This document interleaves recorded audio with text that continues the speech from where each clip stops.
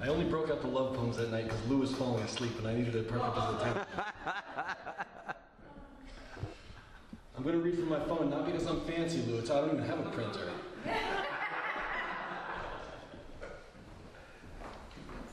I tried to go with a Halloween theme, but I can't help but be political because look around you.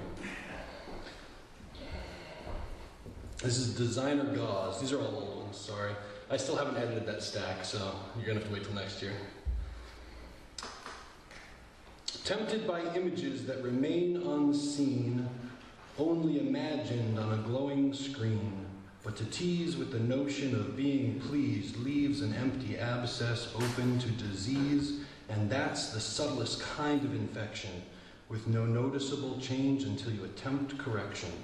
Out of mind and out of sight makes it a difficult foe to fight, hidden under a carefully crafted facade, designed in the image of the electric god that first created the emptiness, then showed exactly how the wound should be dressed, and sins confessed back to the master, keep the authority omniscient to avoid disaster, and if anyone lacks the faith to believe that they can buy anything they might need, cast them down with the bankrupt sinners, for this system is built to breed only winners. No matter how many losers it takes to make one, ignore the rest and worship billboards of the chosen son who followed the path of a faceless father, ensuring that doubt would never be a bother by filling in the gaps with commercial breaks to show all the losers exactly what it takes. So if one ever gets lucky enough to win, they'll already be indoctrinated in the church of sin.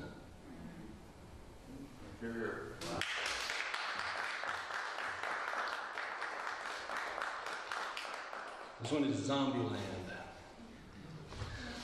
Walk around on zombie streets where all the zombies that you meet wander around without a name, pawns in someone else's game, waiting for their turn to come. Walk the streets of Zombieland, see undead shamblers under the command of some dark hidden master who await a great disaster, guessing where it will be from. Always watching, he looks out towards the landscape filled with zombie hordes, flesh barely clinging to skeletons and wraiths that drift forever on, thinking this is eternity. But in the woods, the werewolves prowl while vampires hide in lofty towers, whose foundations are starting to crack, split by roots that won't be held back from a great undying tree that gathers spirits of slaughtered creatures which find willing hosts and show their features, unleashing the vengeance from the pain they felt when they were killed for meat or pelt, dying in violent confusion.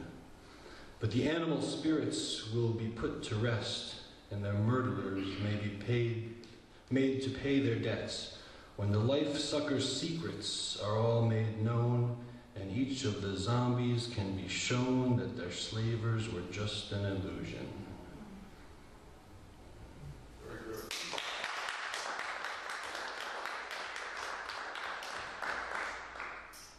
This isn't really Halloween, but it's dark. It's called Swiney Todd. It's a riff on Swiney Todd. Cures kept secret for profitable treatments. With every new disease, opportunities seize. Double-speak directions with constant corrections, ignoring questions as bad intentions. But what first intent was originally meant? Is it even remembered, or so dismembered by constant dissections and counter-objections, making mincemeat pies, covering the lies in a palatable crust and serving them with lust to a hungry public? And if they get sick, they want treatment. Don't ask where the meat went or where the profits go. You don't want to know, because if you do, it's a haircut for you from an ardent barber, sharpening his razor and readying his chair for any out-of-place hairs, to clean the appearance with strict adherence to keep all things quiet that would cause a riot if made known. But time has shown that well-fed, empty heads prefer regular feedings to knowing what it is that they're eating.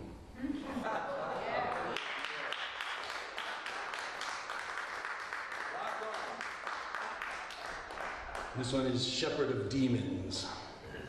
I'm going to attempt to affect my voice for this one. Good luck to me. O shepherd of demons, where do you lead your devilish flock on your tall black steed? Galloping about with hooves of flame, do the demons know your name, and do you know it? This town is filled with ghouls and wraiths and zombies climbing from their graves, ghosts that roam the streets at night, making children hide in fright, too scared to go out. But in the dead there is great power, for when the great clock tolls the hour, the dead will have no fear of death, as the delicately living gasp for breath and try to hold it. But legions wandering about in pain will feel at once alive again, as those who lived in light-headed bliss all realize just what they've missed, or that they've sold it. So I ask you, shepherd, where do you lead your flock upon your flame-hoofed steed?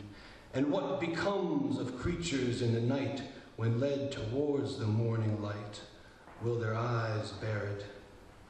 Will they stand to face the rising sun, knowing a new day has begun, knowing well that it is time as the morning bell begins to chime? Their ears will hear it. But those who hide inside in fear, do you think that they will hear the ringing bell as rays of light melt away all the shadows of night the dead were wearing? And your horse's hooves will burn more bright as flames of red are turned to white, and the black cloak worn upon your shoulder, replaced by radiance as to ash it smolders in the light of morning.